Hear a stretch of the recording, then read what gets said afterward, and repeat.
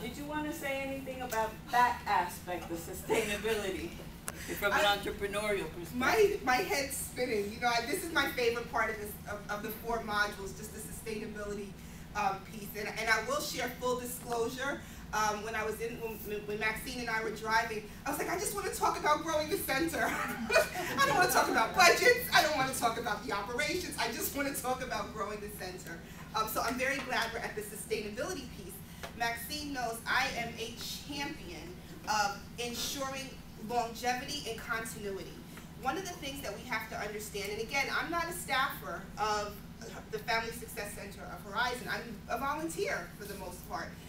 But I also can say, because I have used the services, because files were not closed many years ago, of Horizon and its health services, but I think it's really important that we understand that many of the families that come to us may be compromised in some way. I think we can all agree with that. So when they come to us, and we're all talking about a center of possibilities today, we have to understand consistency, continuity, stability are all aspects that our families that come to us may not be used to, which is why the sustainable mechanism, whatever sustainable mechanisms we use for our center, are very, very, very important.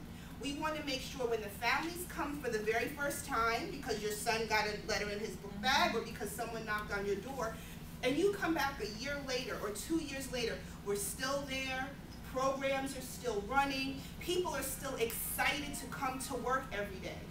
Because don't forget, you know, when you're on this side of the desk, you can get beaten up a little bit.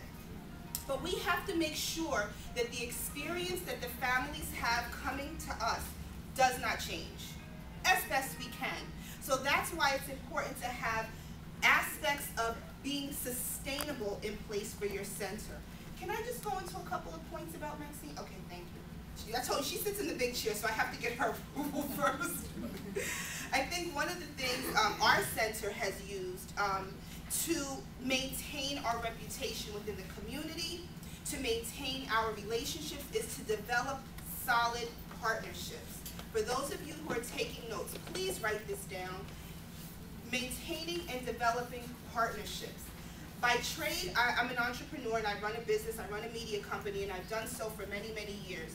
But I will tell you this, I've met other entrepreneurs, just as a quick sidebar, who tell clients, we can do everything, we can do it all, we can do it all, we can do it all. And I've never taken that approach. Just as a business owner and as a mom, we put all these things on our back. I've never taken that approach. I am quick to say, I cannot do it, but I can find somebody who can. And over the years, that has made me so much more valuable to my clients, to my alliances, and to my partnerships, because they know if I can't do it, I'm going to be honest and say I can't, but I can find somebody who can.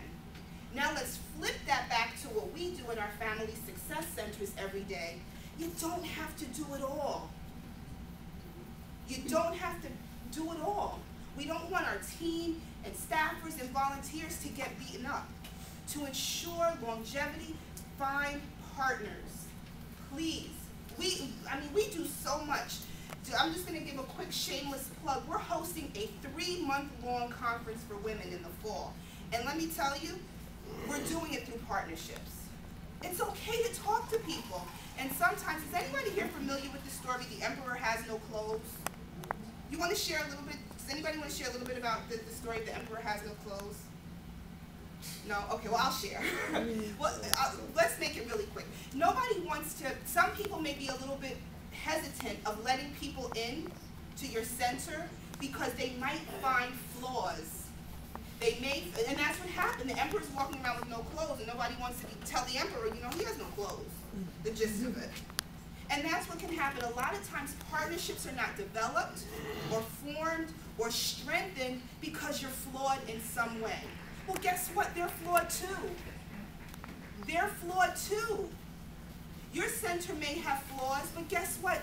Their center or their organization or their nonprofit, they've got flaws as well. But the sum of all of our parts just makes it just so much more powerful. And again, it strengthens families.